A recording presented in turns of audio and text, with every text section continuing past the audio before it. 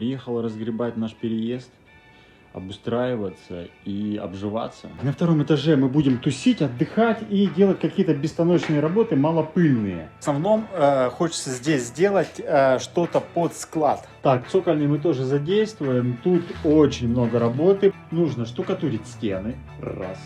Заливать пол. Это 2. Нужно демонтаж ступеней и стены. Это 3. В общем, на подвал надо до хера времени. Это 4.